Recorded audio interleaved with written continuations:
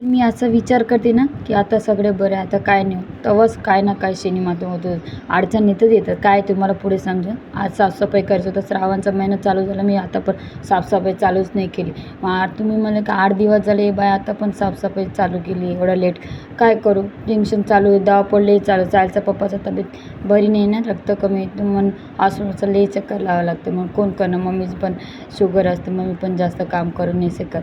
थोडी पण मला हेल्प होते. मग थोडं साफसफाई करायचं. मग तुम्ही म्हणलं की नवऱ्याचं तब्येत बरी नाही आणि हे बाई असं व्हिडिओ काढून बसली.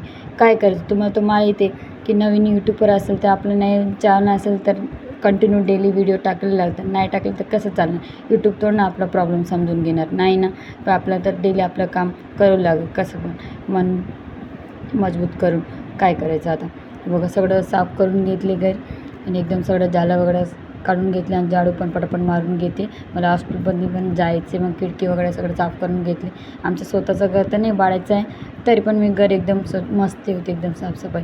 सगळं खिडकी हे सगळं मग व्यवस्थित साफ करून ठेवली. नंतर मला अंघोळ पण करायचं होतं की आज माझा उपवास पण आहे म्हणा सायलेंट पाहायचं पण सुट्टी. मग मस्त अंघोळ करून घेतली. नंतर चाय पिलं बसली. एवढं सगळं काम झालं तर 1 कप चाय भेटली ना मस्त लागते एकदम. मग मी मस्त चाय बनवून दिली. आता 10 वाजले. मला हॉस्टेलमध्ये पण जायचे. व्हिडिओ तर नक्की लाईक करा आणि सबस्क्राईब करा. भेटू असंच छान छान व्हिडिओमध्ये. बाय.